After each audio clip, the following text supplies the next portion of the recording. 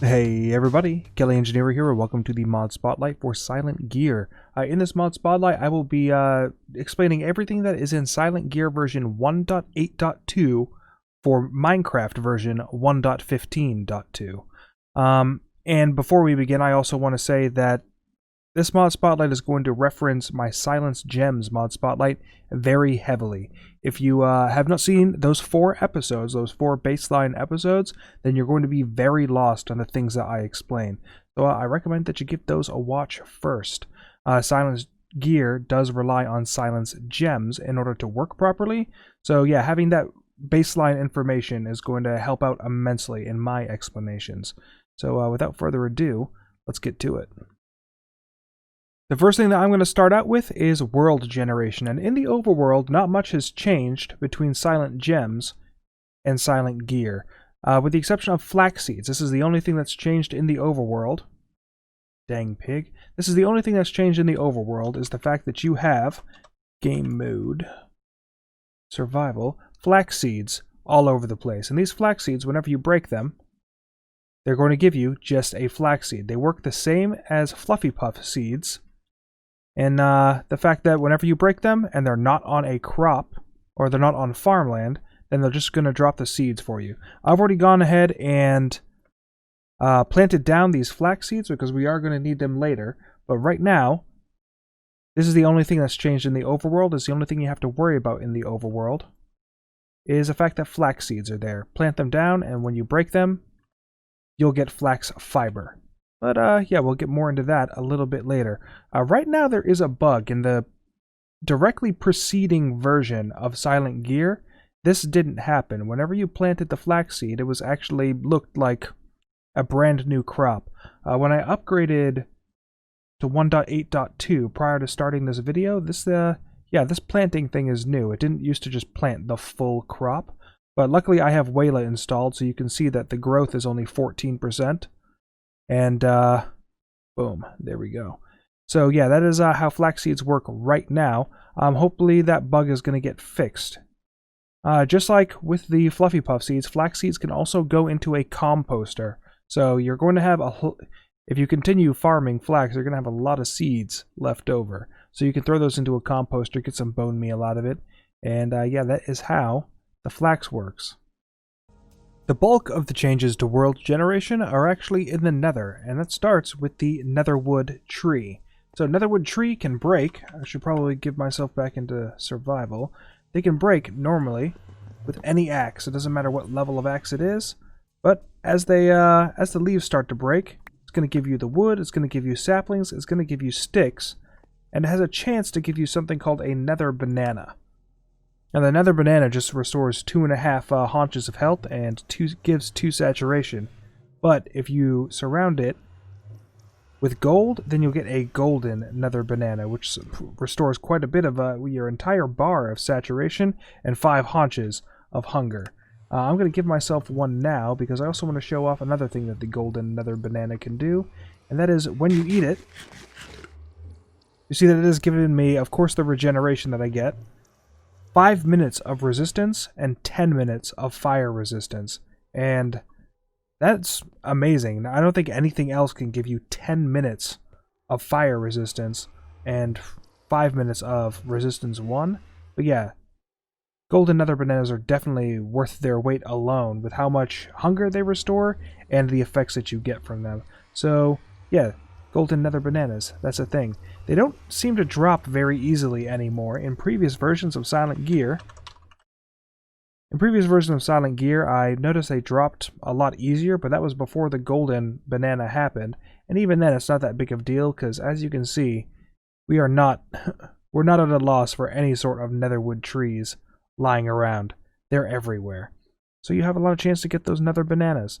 Another thing is, one of the things that they dropped is the Netherwood stick. This can be used as a tool rod in any one of the tools that you create, and they'll also be able to create the Netherwood planks, slabs, and stairs for you, all of which are completely fireproof. I've had these sitting here for quite a while now, and these planks will not be destroyed, and obviously this tree is sitting in the fire, and it's not collecting any flames whatsoever.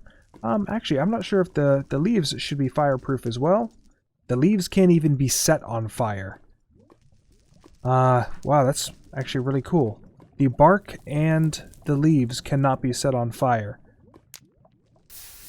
There we go. But yeah, that is what the netherwood trees do. It serves as a material for you, serves as a building block, and gives you an excellent source of food and tool rods. If you look at the tool rod, you see it's actually quite a bit of durability, not as much enchantability, rarity 3, harvest speed +1, and attack damage +0.5. So it's a pretty average tool rod before you get into the metal tool rods, and we'll get into tool parts a little bit later. But the second thing that's changed in the world generation, let's see if we can't find some. Oh, right here, okay. This is crimson iron. So crimson iron, you require an iron pickaxe or higher in order to mine it out. You cannot use stone. And honestly, if you're in the Nether without a diamond pickaxe to begin with, how'd you get the obsidian to get there? I guess you could have used the water bucket trick. It doesn't really matter. You need a iron level or higher pickaxe in order to mine out the crimson iron ore. And crimson iron is a substantial part of progression through Silent Gear, because you need them in order to get crimson iron ingots, and they can go in a blast furnace as well. And the crimson iron ingots are needed for the salvager and crimson steel is part of the end game of Silent Gear. And then of course you can get the nuggets. But yeah, so crimson iron and crimson steel, very important. Alright, I'm back in the overworld just to show off the fact that despite Nether being in the Netherwood name, despite finding it in the Nether, it does not require the Nether in order to grow. They'll grow just fine in the overworld, same exact height, same exact drop rate. It doesn't matter. It does not require the Nether in order to grow. So that is one thing. And just to illustrate the point on the fireproof aspect of these logs, I can't set netherwood planks on fire from the sides, same as nether wood, and same with the nether leaves. However, on the top of them, they can be lit on fire. It won't ever burn. It won't, you won't ever lose the plank or the log whenever this burning is happening. And you see that unlike netherrack, it will go out after a certain amount of ticks. Compare that to a vanilla log where you can set the sides on fire just fine, and eventually it will destroy the log. There it goes. So yeah, they are completely fireproof. They're completely lava proof. So make good use of them. Alright, so I've got some bad news. I am in a brand new world because the one that I was just in is corrupted. Silent Gear 1.8.2 is maybe a little bit more unstable than I would have hoped. So yeah, I have reverted that version back to 1.7.5. And as you can see with the flax over here, one bug has already been solved by regressing the version. Flax seeds are actually showing growth instead of when you plant it, it shows the fully grown plant, even though it's at like growth percentage 0. Another thing that really the main difference that has changed between those two versions is the slingshot. So the slingshot blueprint and the slingshot template, there is no recipe for them. In 1.8.2, that recipe has been added, and it's something that you just don't have to worry about. Also, the repair kits. There are no repair kits in this version. That was added with 1.8.0. What I will be doing is I will be going back to a version with 1.8.2 and going over the repair kits in depth, because they are important. They are going to be relevant very soon. After a more stable version of Gear comes out, and I want to cover them because the repair mechanics that in 1.7.5 don't do the new mechanic justice. So I will be going over those. Another thing that was pretty unstable between the two versions is the config didn't load properly. So the config didn't load at all, actually. So this mechanic right here, where my items are made poorly for all tools and weapons. Yeah, that, but not for armor, of course. That mechanic never actuated at all. There was no way for me to implement it in 1.8.2 or show that it was something that mattered.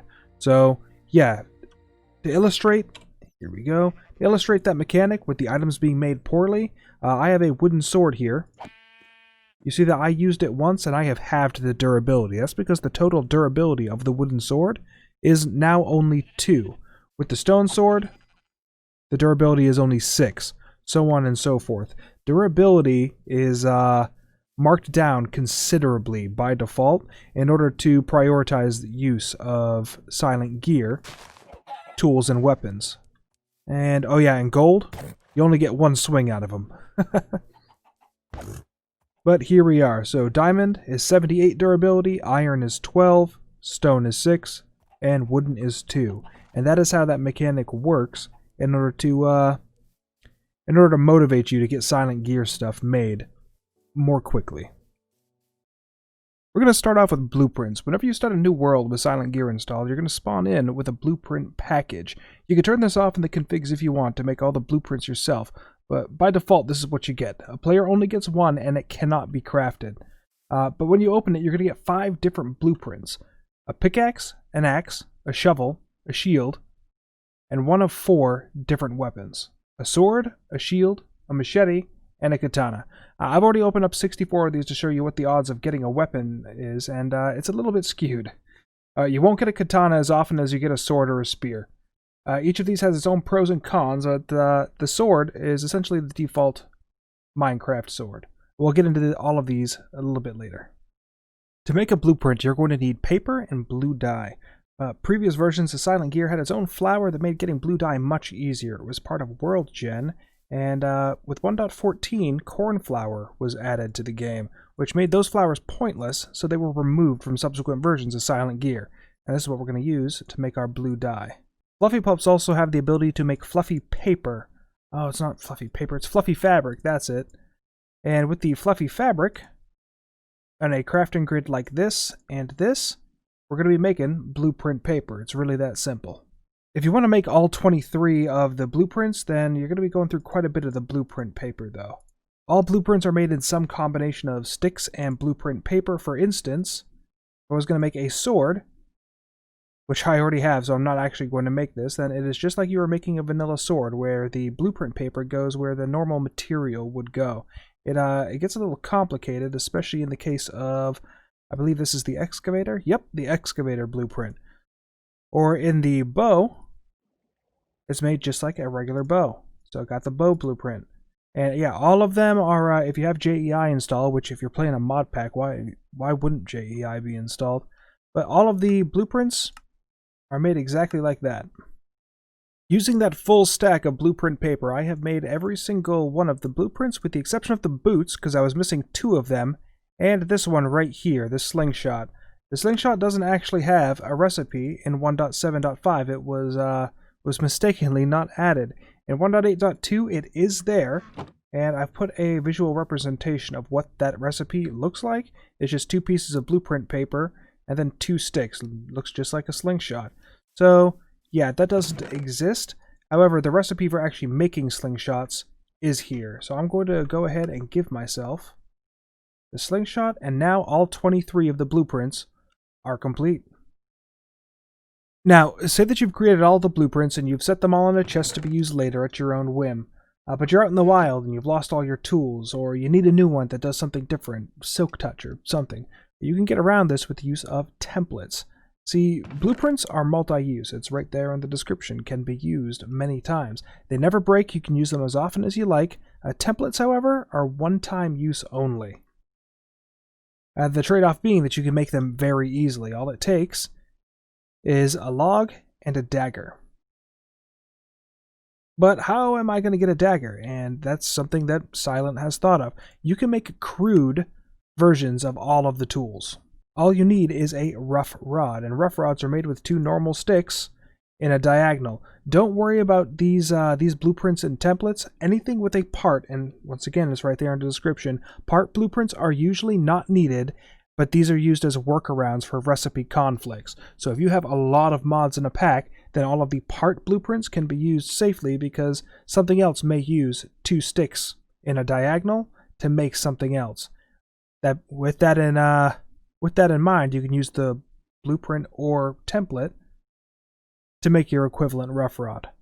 Now, looking at the tooltip for Rough Rod, the very first thing it says is can be used to craft tools like in vanilla, and that's a little bit vague.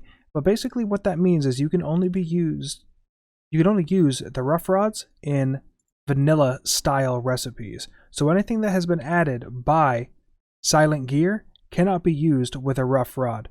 So pickaxes, axes, shovels, swords, and the dagger is the only exception to that rule.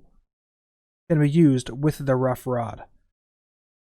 Just to prove that point, I'm going to try to make an excavator.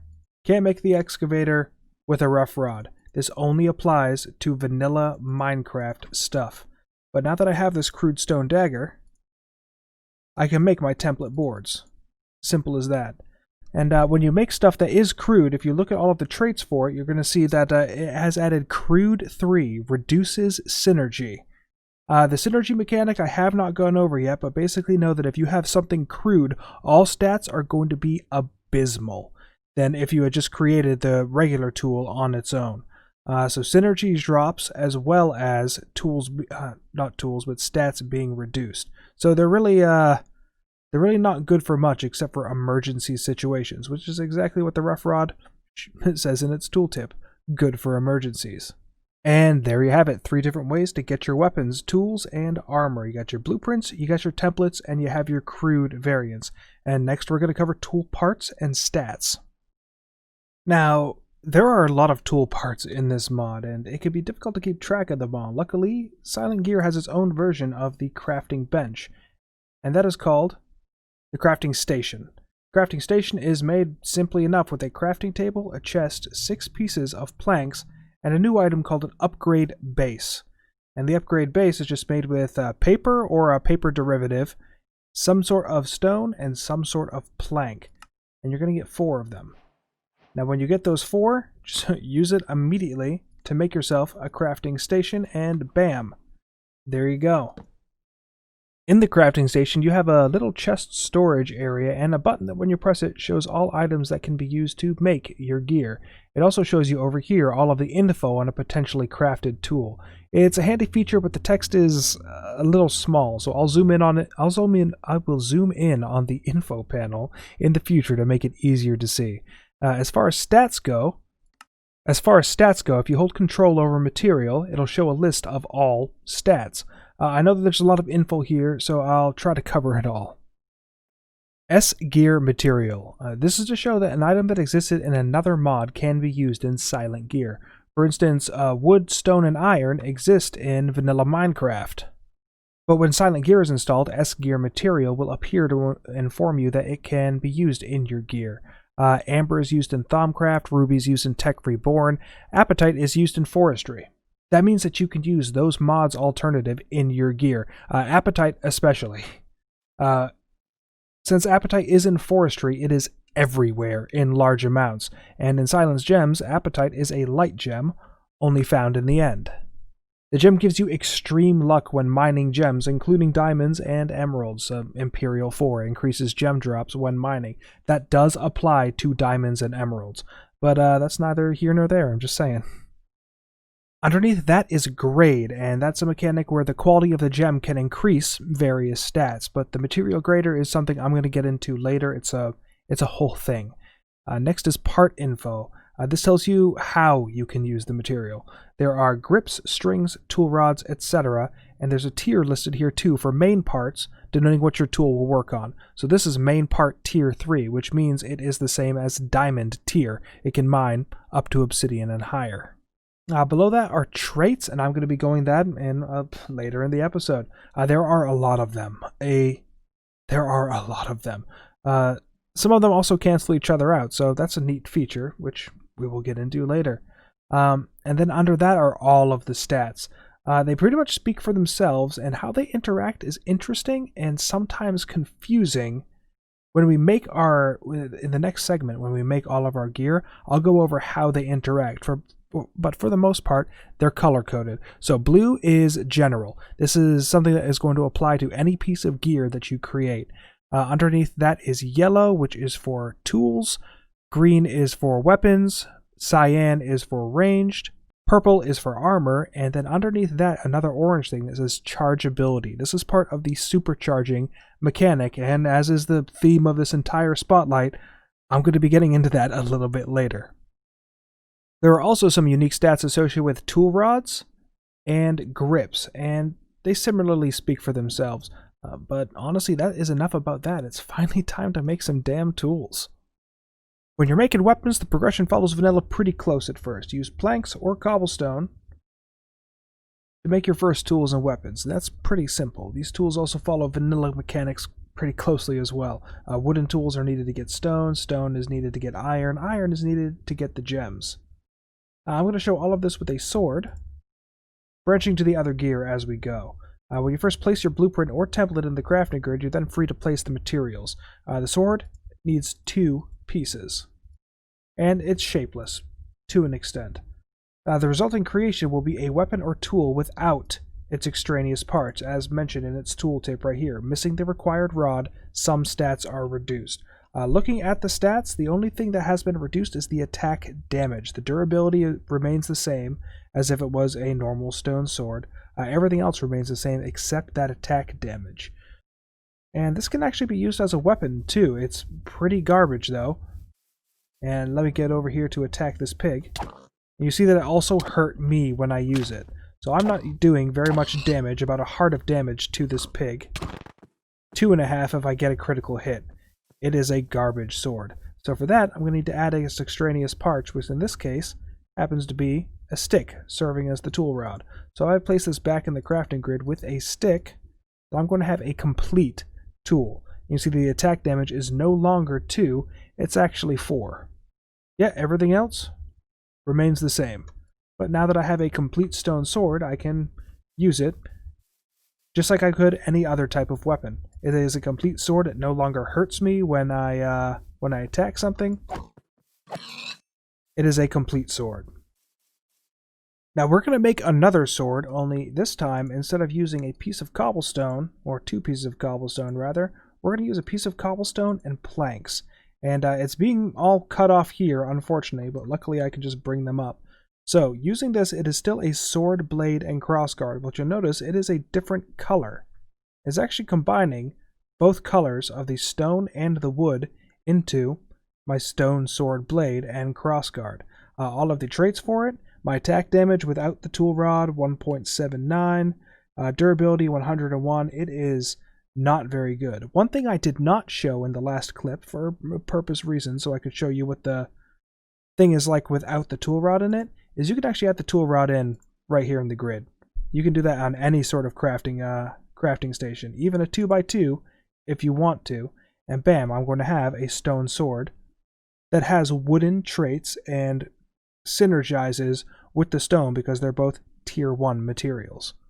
But the attack damage on this is 3.59, which is decidedly less. The durability is decidedly less. Yeah, it's not a very good tool. But this can be subverted a little bit, and I mentioned that they're shapeless recipes, but that's only true to an extent. I just put the wood as the first piece of material in the grid, and now this is a predominantly wood sword. Added another tool rod in there, and this is a wood sword with a piece of stone in it. This is a stone sword with a piece of wood in it, and the traits. So the wood sword has the benefit of having higher enchantability on it. The stone sword has overall better stats. The synergy is 100% on both of them because both cobblestone and planks are a tier 0 and tier 1 material. What this means is that they synergize well together. If I had used a tier 0 with a tier 3 material, the synergy would be abysmal and my tool would suffer for it. Tier 1 and tier 0 will always have a 100% synergy, and that's not something you have to worry about. But that is absolutely something that you can do with the tools, is you can mix and match what materials you want to use inside them in order to get different variants. So what I've done here is I have made 4 weapons. I have the wood sword made entirely with wood. I have wood and stone, stone and wood, and then stone and stone, just to compare how all of these match up to each other. So my attack damage on the fully wood sword is 3, 3.42, 3.59, and 4. The durability is 59, 72, 101, and 131. So all of these have they're decidedly better than each other, with the exception of this stone sword. So the stone sword that I used with a piece of stone as the primary material, it's added brittle to it, but you'll notice that brittle is not on the one where the wood takes priority. That's because the brittle that is a part of the cobblestone didn't get transferred over in the making of this one. It most certainly did for this. Looking at the flammable, flexible 2, and jagged, flammable, flexible 2, and jagged. Yeah, so all 5 of the traits got moved over to the stone sword, with the stones taking priority. For the wood, that did not happen. But yeah, that is just a compare and contrast of all 4 of them, with the mixing and matching going a part of it. The process of making a bow is much the same, except that it takes 3 pieces in order to make. And those 3 pieces will only make you the bow limbs. You'll still need a tool rod, and you'll still need a bowstring in order to complete this. So I'm only going to use these stone bow limbs, and these can be used as a melee weapon. However, if you look at the stats of it, there's no melee damage on there. So if you do decide to attack something with these bow limbs, it will take durability damage, but because there's no melee damage stat on it, you may as well be hitting something unarmed. You will only do half a heart of damage, if that, half a heart of damage to livestock at the very least. But yeah, you're absolutely going to need a tool rod in there. Also, I never actually tested this, but oh yeah, I can absolutely fire this. I shouldn't be able to without the bowstring, but I absolutely can. I shouldn't be able to without the tool rod. But I'm going to put this back in here, put in the stick as my tool rod, and it is marginally better, but I still want my I still want my bowstring, and the bowstring that I want to use for this is sinew, because sinew is added by Silent Gear #1. Whenever you kill an animal, there is a chance, or a livestock animal, so a pig, a sheep, a cow, there's a chance to get sinew. And what sinew does is if you throw it in a smelter, if you throw it in anything that smelts, you'll get dried sinew. That dried sinew becomes sinew fiber, and sinew fiber becomes a bowstring. There are 4 different types of bowstrings in the mod. Here we are. The regular plain bowstring, which is regular string, flax, sinew, and gilded. The reason why I want sinew is because sinew has a flexible trait on it. Gear occasionally takes less damage, cancels with brittle.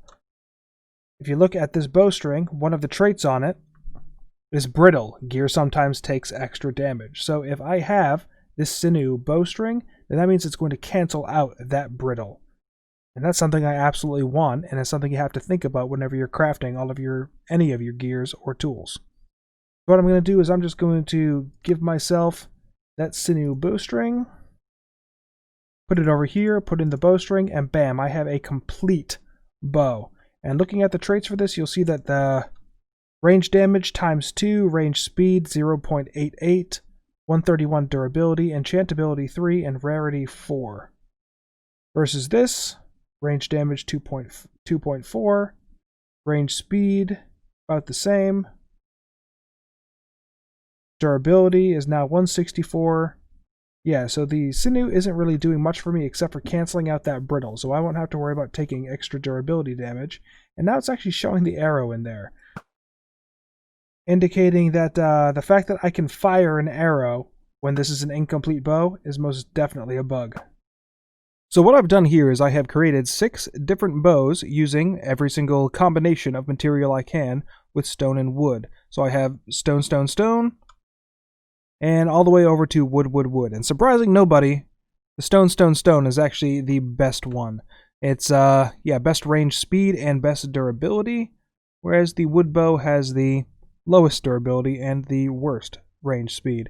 So comparing and contrasting all of your gear that you decide to make is absolutely necessary. And there's actually a salvager in here This salvager block will allow you to take anything that you have created, you can throw it in there, and there's a chance that you're going to get all of those materials back. I will go into the salvager more in depth on how it actually works and what those percentages are, and probably a part 2. I think I am going to do a part 2. I'm probably at about 20 minutes right now, and I want to keep these spotlights short. So yeah, that is the comparing and contrasting of weapons, and I'm going to actually create every single one of the weapons and show you what each of them do and what makes them special. So, on to the next clip. I know I said I was going to create all of the different types of weapons, but I'm actually not going to do that. All of the example types are right down here if you type @gear into JEI, and they may not be the best examples, but they are examples. Whenever you press them, it just shows you what it's going to take to make each and every single one of them, and if you want to cheat them in, absolutely, go ahead. It's your world. But up at the top, it does say that this is an example output, and if you crafted this, something went wrong. And the Tekatite sword, looking at all of the stats for it, it's really not that good of a sword. But luckily, looking at these, if you hit reload, everything changes. So you can just keep going through and through. A barrier sword? Construction, ornate gold rod and glowstone coated. That is really weird. A barrier sword should never have existed. But anyway, yeah, whenever you reload, it actually just recycles what the example modular output is. And it's not really a feature, but I still think it's cool that you can just reload and everything else is going to change for you. And yeah, so we're going to go through every single one of the weapons. Starting with the sword. The sword is a sword. It's a basic Minecraft sword. The dagger, however, it doesn't have very good range. If you look at the stats of it, it's going to see that you have -1 reach distance. So whatever it takes in order to actually strike something, you don't have that range. As an offset to not having as much range, they are very fast weapons. So yeah, you don't have to wait at all before you can swipe it again. I wish I had some spawn eggs over here just so I could swipe at some stuff. But yeah, the dagger, you don't have as much range, but you do absolutely attack faster, and this only gets better as you supercharge or grade your gems. Yeah, I can't even see how close it had to get before I could actually attack it. So yeah, that is the dagger. Next is the katana, and they're slowly being added. They exist for all of the weapons, but yeah, so the katana is a sword that is slightly faster but a little bit weaker than the classic sword. So katana can also reach a little further than standard swords. These descriptions exist for all of the weapons, but if you get to stuff like the mattock, oh wow, that has changed. Here we go, for like the shovel. There is no shovel description. So all the descriptions aren't necessarily there. But yeah, getting with the katana is exactly like it says. It has a little bit of a further reach, it is a little bit faster, but it is weaker than a standard sword. So it depends on what you want to offset with. This is actually fantastic. What is this? Attack speed -2.5, durability 410. So yeah, this example output isn't really that good to begin with, but yeah, it is faster. Next one we're going to go over is the machete, and the machete description is a multifunction blade. It is a sword, an axe, and a sickle, but works best as a sword. Slightly slower attack speed, but higher damage than standard swords, and like sickles, it can clear an area of plants, but the range is smaller. So I'm going to give myself that machete, and go over to a tree here. So it does work as an axe, like he said. You see that it's going pretty quickly than if you were just using a standard sword. But it's not as fast as if you actually use a regular axe. Of course, it is like the weapon. And I'm going to head over to my crops, just to show you that if you attack a crop with it, it's going to do a 3x3 area. Oh wow, this actually went attacked here. Yeah, so it was going to be a 5x3 area that it mined out. You know what? I'm going to set something up and prove what the actual range of the machete sickle is. Yeah, here we go. Alright, so first test. Alright, so I went 5 from the center, so it would make sense that, let's go from right here. Yeah, so it looks like it's a 5x5 area when you're using the machete. One last thing with the machete is, if you look at it, you'll see that it doesn't have a color in its stats relating to the fact that it can be used as a harvest tool. It can be used as an axe, and but yeah, there's no actual harvest speed in yellow like you would expect on a harvest tool. That's because it uses attack speed as the way that it determines whether or not it can chop down a piece of wood. So even though it can be used as a harvest tool, there is no harvest stat. It uses the attack speed stat rather, to decide how fast it's going to chop down a piece of wood. And yeah, that is the machete. Next thing on the list is the spear, and there is no description for the spear as of yet, but if you look down at the bottom right below its attack speed and its attack damage, you see that +1 reach distance, and that is the main trait about the spear, is it has a superior distance, but is also, as you can see, very slow as a consequence. So I'm going to spawn in some cows. Really shouldn't, considering... There we go. So, how many blocks away did I just attack that from? 1, 2, 3. I'm on the 4th. I'm just inside the 3rd. There we go. So about a 3 block distance for your maximum reach.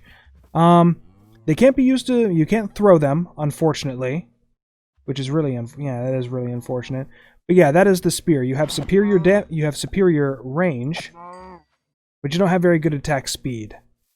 The pickaxe, shovel, and axe all work the same as their vanilla counterparts, but the paxel is a combination of all of them. So it is, if you look at the description, all-in-one tool that functions as a pickaxe, axe, and shovel. Has a small durability bonus, but a small penalty to harvest speed and enchantability. So, yeah, that's pretty much the offset. If you decide to use the paxel instead of using the individual tools, then there's going to be a penalty to the harvest speed. You won't be able to enchant it as much, but you have increased durability on it. This one is actually... not bad. You can't use it as a hoe, unfortunately. That's what the mattock is for.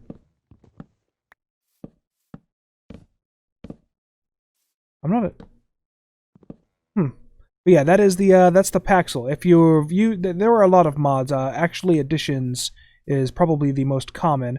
But yeah, paxels are added by other mods. It should come no surprise that they're in there. The next tools we're going to go over are the hammer, the excavator, and the lumber axe. So these operate much the same as any other hammer, excavator, or lumber axe you get in a mod. But these hammers, they will fell an entire 3x3 area of whatever you happen to mine, but only of that particular material. See, it left the dirt alone, and with this, it's going to leave the obsidian alone. However, this the harvest level of this particular hammer is harvest level 3, which means it can take down obsidian, but this is also an example recipe. It's not very good to begin with, and it takes quite a while to take care of the obsidian. And oh man, this is taking quite a lot longer than I thought it would. But there you go. So it took care of what would have been a 3x3 area of the obsidian. So yeah, anything that is another material from what you're trying to mine, it won't work. And also, just to prove this point here, the hammer will not work on dirt. It'll only take out a single piece of dirt. Equally as such, if you hold shift and use the hammer, it'll only take out a single piece. There's no penalty to harvest speed or anything like that. So yeah, if you hold shift, you're only going to take out a single piece. The excavator operates the same as any other excavator. It takes out a 3x3 area. The difference being anything that is shovelable will go with it. You see, I just got the sand out of this. If there had been a piece of clay there, I would have gotten the clay out of that. Yeah, the excavator will take out anything that is shovelable, because yeah, the shovelable stuff really doesn't have hardness in the same sense that stone does, or obsidian. And as you just saw, hold shift, same as the hammer, you only take out a single piece instead of the 3x3. The lumber axe, though, is a little bit difficult. The lumber axe will take down an entire tree, but only things tagged as a tree. So, you see it just took down every single piece of wood above, well, at the level and above of what I mined. But now that I've took out everything, the rest of the wood that was remaining no longer counts as a tree, so it's not mining it all out. The way that Minecraft tags stuff as a tree is pretty much if it has leaves. So I have assembled this right here, and this is all hand-placed. And you'll see it is not recognizing it as a tree. It's not going to take everything. This, however, I put the leaves there, therefore, it is recognized as a tree. So you don't have to worry about taking out your entire base unless there are also leaves directly above a piece of wood. And yeah, those are how the 3 of those work. There is no example or a description for the hammer or the excavator. The lumber axe, though, does say what the description is. And it also does specifically say the logs and leaves must be correctly tagged to be recognized as a tree. So I hand placed those. I took it down as a lumber axe because it was recognized as a tree. Next on the list is the mattock, and anybody who has ever used Tinkers is very familiar with what the mattock does. It allows you to till out soil. It allows you to be used as a shovel, and it can also be used as an axe. But as you see, it's a decent shovel right now. But if you use it out of lesser materials, it's not going to be a very good shovel. It is also it's a very inferior axe. But yeah, you can use it as an axe. The difference between the machete and this is it actually, for its stats, has a harvest level and a harvest speed. But it also has an attack speed. For this one, it is using harvest speed. It is not using attack speed. Whenever you're harvesting wood. So keep that in mind whenever you make up your mattock. Is in regards to using it as a tool like a shovel and an axe, it relies on the harvest speed instead of the attack speed. The sickle, and I already demonstrated a little bit of the sickle earlier when I was doing the machete, only this sickle does a much larger area. So I'm in the center here. You see it just did a 9x9, it's going to do a 9x9 area for you. It is very impressive. But yeah, whenever you use the sickle, that's exactly what it's used for. Harvesting out a very large area of crop. And you see I just used it twice? The durability only went down by, it should be 599, but it only used 4 durability each. So, yeah, the durability doesn't go down despite the fact that I just harvested out an entire 9x9 area of crops. Yeah, the durability isn't a problem with it. The description is just the standard not added description. And, the shears. Shears are next, and shears operate the same exact way as all other shears. You can shear sheep with it, and you actually get the leaves that you shear. And yeah, there's really not all that much to it. Oh, wow. Forge patch needed. So this is new. I do not know about it. I'm going to have to do a little bit more research. In an update video, I will go over the shears again. Forge patch needed, not fully working. They seemed to be working fine for me. Let's spawn in a sheep. Let's see whether or not I crash out. Nope, it works. And it took durability when I used the shear. It did not take durability when I took the... When I take the leaves, it's not taking durability, though. So yeah, that is more than likely a bug. It will more than likely be fixed once the correct forge patch is there. But, yeah, those are the shears. The bow and crossbow work the exact same way as their vanilla counterparts. The slingshot, however, and as I mentioned before, in this version of Silent Gear, the slingshot cannot be crafted because you can't craft the blueprint. So, well, you can give yourself the blueprint, I suppose. But yeah, so, slingshot. There is no description for it, but this pebble right here is what is necessary in order to actually fire anything. There we go. So a hammer and some cobblestone, any type of cobblestone, will get you 9 pebbles. And the pebbles, I'm just going to give myself a whole stack right here. The pebbles are used as the ammo. There we go. This thing has about roughly the same range as a bow, only it fires much, much faster. It doesn't take as long to get the full wind up for it. And it surprisingly does quite a bit of damage. So, yeah, with 1 pebble, I did 4.5 hearts of damage to this horse. Fully wound up. It has, like, no knockback to it. That was 3.5 hearts. And That was 5 hearts. So, yeah, the slingshot is... Honestly, it's super fun to use. I was in a creative world just firing at everything and mowing down zombies and creepers and from a distance, because this thing has a fantastic reload speed and a very good range. Then, yeah, it's super fun to use. Use the slingshot. There we go. I am going to assume that more and more projectiles will be made in the future, because, yeah, you have stuff like this not the Crimson Iron Dust, but... Alright, apparently that dust only existed in the 1.8.2 version, so that's future stuff. But I'm hoping that they add more or Silent adds more projectiles in the future, because the slingshot is just way too much fun. And after the slingshot, you have the shield. The shield operates the exact same way as a normal shield. It takes up, honestly, I'm not sure what takes up more space. I'm going to give myself a vanilla shield. I've never tested this before. Oh, yeah, okay, so this shield takes up not nearly as much, Not nearly as much. It operates the exact same way, though, so... Yeah, the silent shield is much better. So, it doesn't, take up as much space, and... Yeah, it's just a shield. It's just like the standard vanilla shield. Not much more to say about that, really. And gear.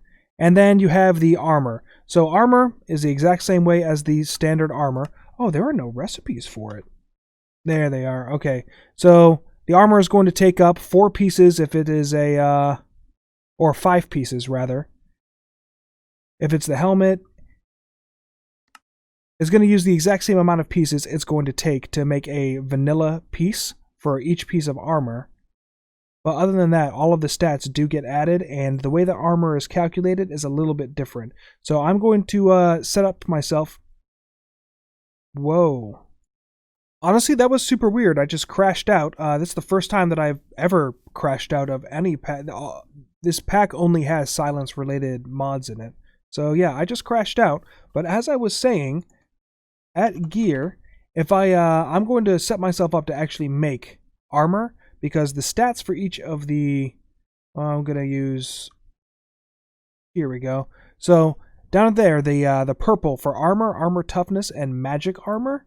And then up in the blue with armor durability. The way all of those stats are calculated is different for each of the pieces of armor. And I'm going to go over those separately. So let me set that up real quick. Alright, are you ready to have your brain fried? Because I barely understand how this system is working.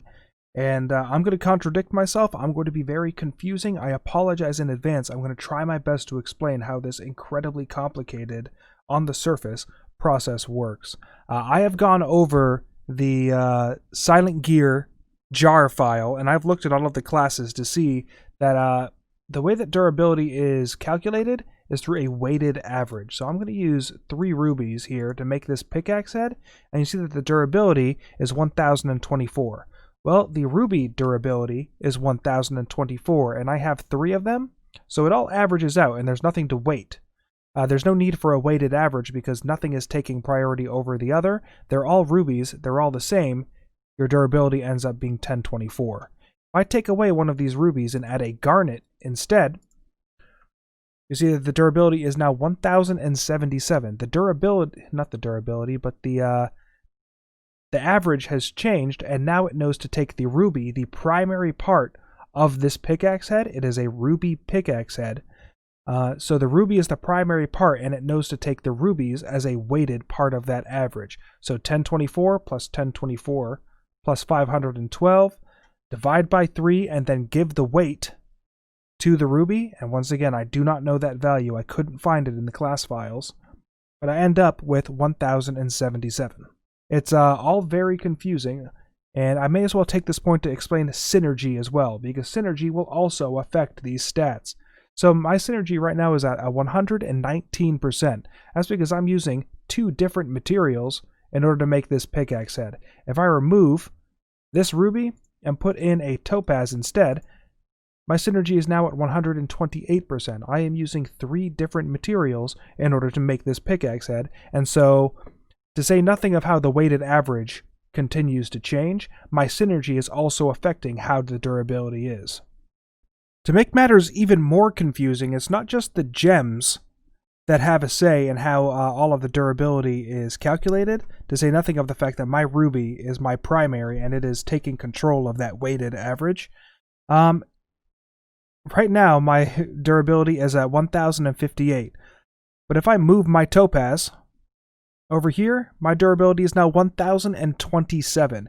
It's not just where the primaries and the secondaries lie, it's also their placement in the grid. So 1027, 1027, 1027. If I move my garnet, it's now over here, it's now 1058. Over here, 1027. 1027, 1058.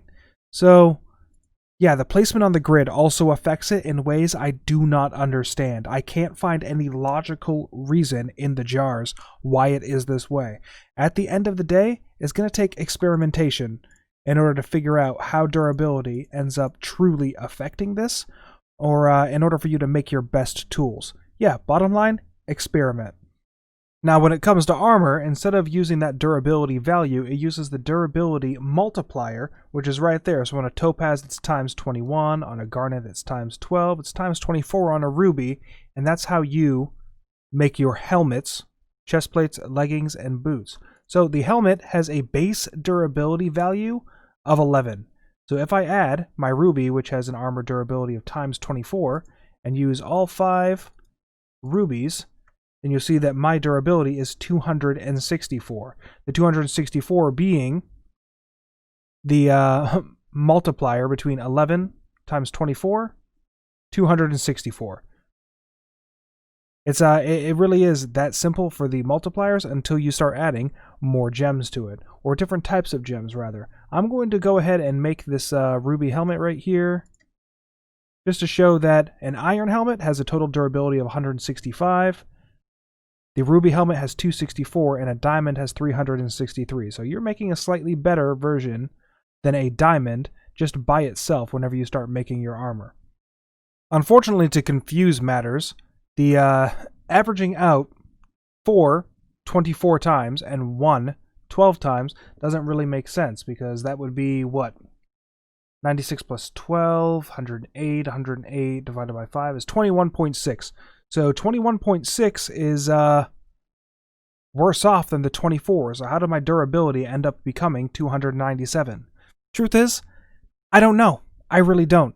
The weighted average should have definitely placed the rubies first and foremost, and it did by making my the base durability times 24. But now instead of using a times 24, it's kind of like I'm using a instead of multiplying by 24, I'm multiplying by 27 now. I don't know why I'm multiplying by 27 when this armor durability, this times 12, should have brought down the average regardless of the weighted average. I don't know how I ended up with times 27 on my armor durability. I don't know. And yeah, name of the game is experimentation. So experiment all you want with all of your stuff, but that is how your... Where did my... Oh, there it goes. Yeah, experiment all you want to try to find your best type of durability, but basically what it comes down to is experiment, try to get your synergy as high as possible, and I did not explain this earlier. Synergy. So I already said that the more gems you use, the higher your synergy is going to be. So if I have this chest plate and have 1, 2, 3, 4, 5, 6, 7, 8. I'm using 4 different gems, and my synergy has reached 134%. And, oh, that durability is garbo.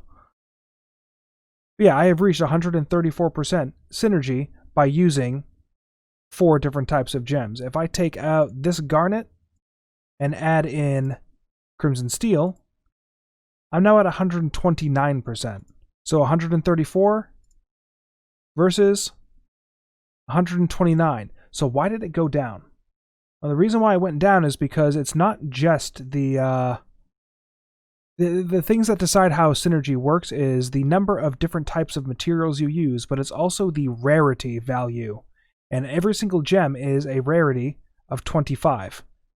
The crimson steel, however, is 42. and that's going to hurt your synergy because the rarity is that far off from what the rest of the rarities are. There are a lot of different types of mechanics that decide the efficiency or the effectiveness of your gear. So yeah, experiment, but make sure that whenever you're trying to do the synergy, getting the main part to be the same type, so a main part tier 3, which all of these are, but getting the rarity to also mesh up is going to be a little bit harder, and your synergy is going to hurt as a result.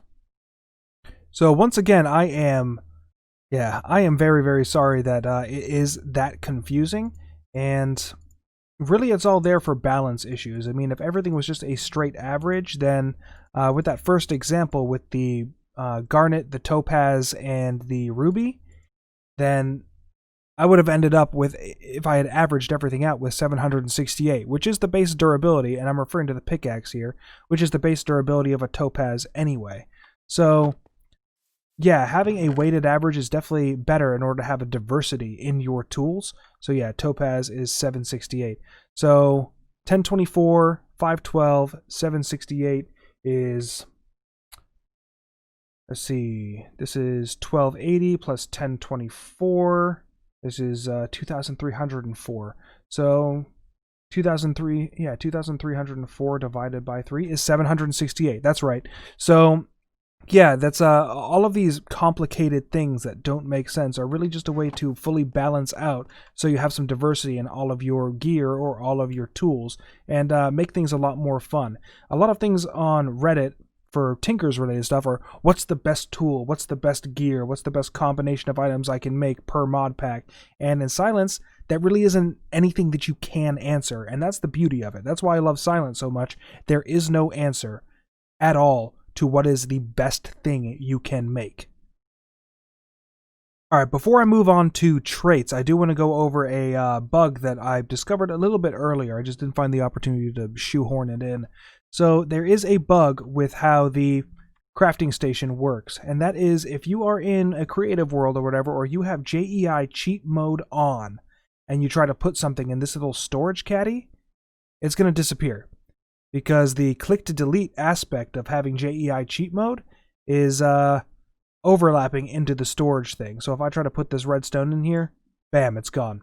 Because I just deleted it. JEI cheat mode is on. So be wary of that. It is a bug that needs to be fixed. But yeah, just be careful of it. It's something to worry about.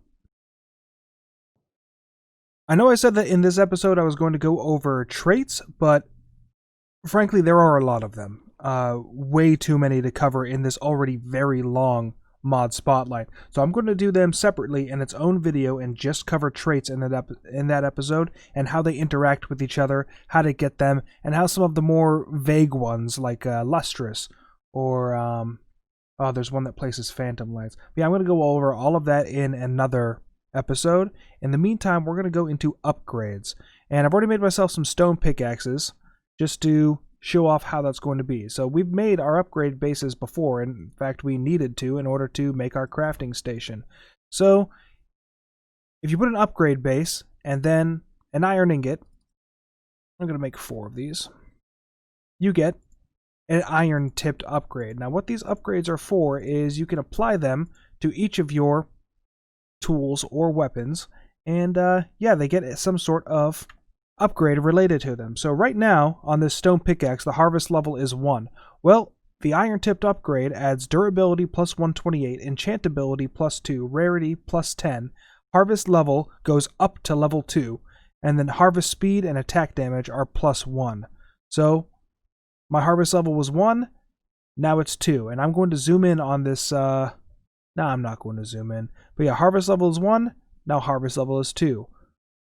Harvest speed is 4, harvest speed is 5. Durability is 131, now it's 259. But if I want to apply a gold upgrade, which I'm going to make 2 of, see how that interacts with something I've already iron tipped. So right now I have a durability of 259. Well, the gold tipped upgrade adds durability plus 16, gold is garbo, enchantability plus 6, rarity 12, harvest speed plus 6, which is good, and then my magic damage and range speed. So you see that the durability is now 147. What it was, 259, and this thing says it's going to increase my durability by 16. Well, that's because these don't stack. If the durability of the standard stone pickaxe was 131, then 131 plus 16, bam, you have your 147. So these do not stack. Anything that was iron tipped is going to remove the iron tip and strictly apply the gold tip to it. The same thing applies if I was going to make a diamond upgrade. Got my diamond upgrade, put the gold here. And you see that I have 147 to begin with. Now I have 387 durability, but my harvest level went up to 3. Well, that's because the diamond tipped upgrade gives you plus 256 durability, minus 2 enchantability, but my harvest level goes up to 3, harvest speed plus 2. It's really a very nice upgrade. It also adds lustrous and brittle to your tool. And lustrous, tools gain a large harvest speed boost in light. Ancient 1 increases XP dropped by blocks and mobs. So this is going to add quite a bit of awesome traits as well if you're not really worried about the durability or getting your harvest level up to 3. And yeah, that is the diamond tipped upgrade. I'm going to apply this right here before moving on to the emerald upgrade. So the emerald upgrade base right here, looking at it, durability is plus 512, enchantability plus 2, rarity 17, harvest level is 2. Now when we looked at the harvest level for our diamond tipped, you'll see that the harvest level is 3. Well, emerald can't go up to harvest level 3. Therefore, if I try to apply this emerald tipped upgrade to something that's already diamond coated, my harvest level goes back down to 2, and I no longer have the ability, I no longer have the ability to mine gems and mine obsidian. So be careful with that. You get amazing synergistic bonus, and you still have the ancient bonus to it, but an increase of durability may not be worth losing your ability to mine gems or mine obsidian. Depends on how many pickaxes you care about lugging around. So that is the emerald tipped upgrade. Now after that you get into redstone, and redstone, if you look at it, nothing really changes about it except for harvest speed. This makes your tool a lot speedier than it was before. Nothing is oh yeah, your ranged damage also gets increased, and weirdly enough, your ranged speed, your draw speed doesn't get increased when you have a redstone coated upgrade on it. But with that, once again, you see they do not stack. It's going to remove the diamond upgrade in order to put on the redstone coated. That applies for all of these. But moving on, we're going to have the lapis upgrade. And the big part of the lapis upgrade is the fact that you're going to have lucky 4 and holy 4 on whatever weapon or tool you use. Holy is going to deal extra damage to undead, which is fantastic. And lucky is going to add luck when held. So the lapis coated upgrade is absolutely amazing, especially when paired with a trait that, say, gives you the ability to mine more gems whenever you're mining gems. So you could put a lapis coated upgrade on top of something that's already helping out your luck when it comes to gems, and bam, the lapis coated upgrade is absolutely amazing. So lapis coated upgrade. Next you have glowstone, and glowstone is glowstone's a weird one. So your enchantability times 1.1, rarity 10, harvest speed times 1.4, attack damage and magic damage are plus 2, and range speed is 1.3. That's all well and good. However, refractive and lustrous 4 are the real reasons to put glowstone coated upgrades on your tools. So placing phantom lights and tools gain a large harvest speed boost when in light, and that doesn't have to be direct sunlight. That could be candlelight, which is why it pairs well with refractive. So glowstone coated upgrades means you're going to be mining very, very quickly, and the ability to place lights whenever you're mining. And yeah, glowstone coated upgrades, very awesome. Next is over here, your quartz tipped upgrade. So quartz tipped upgrade are whatever. Really the only bonus that you're going to worry about is your attack damage. These increase your attack damage, but chipping 1 and jagged 3 are you may not want those on your tool. So it's something you're going to have to weigh the pros and cons of if you really want to put quartz tipped upgrades on your weapons. And there's really no reason to put it on your tools at all. And the last upgrade that I'm going to cover is the red card. So the red card is just a piece of red dye with your upgrade base, and this allows your item to break permanently. Now, by default, your stone, or any of your silent gear stuff, when the durability reaches 0, it doesn't actually break, just like in Tinkers. You're going to have to... Oh, completely forgot those were on the other side. Silly me. But, yeah, whenever you reach durability 0, your tools don't actually break. You have the opportunity to repair them. The way that repairing works in 2.7.5 is it's going to be depreciated soon, so I'm not going to bother covering it. When 2.8 becomes more stable and a stable version gets released, then I'll go over the repair kits, which are a brand new item on how you need to repair stuff. But if you don't want stuff to be repaired, all you need to do is apply a red card to the tool.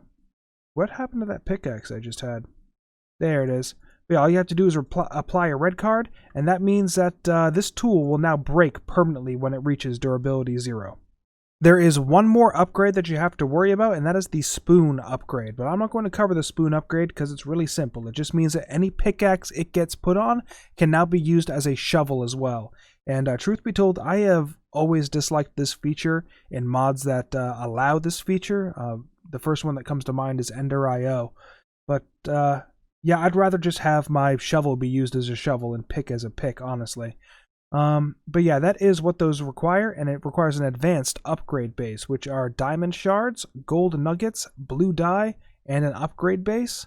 Combine that with a diamond shovel, and bam, you have the spoon upgrade.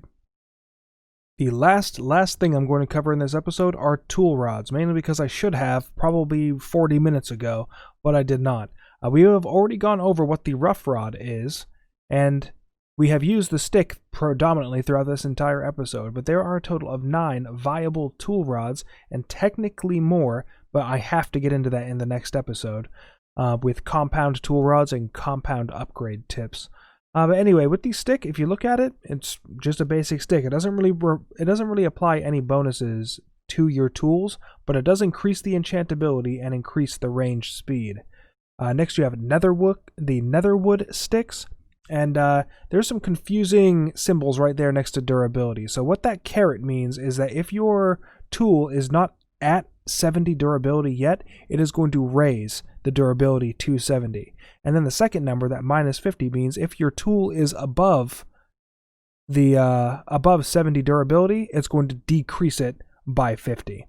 So next is enchantability, rarity, harvest speed, and attack damage. Each one of these have their own pros and cons, but you can use bones, which add lucky 2, stone rods, which pretty much speak for themselves. They're better versions of the stick.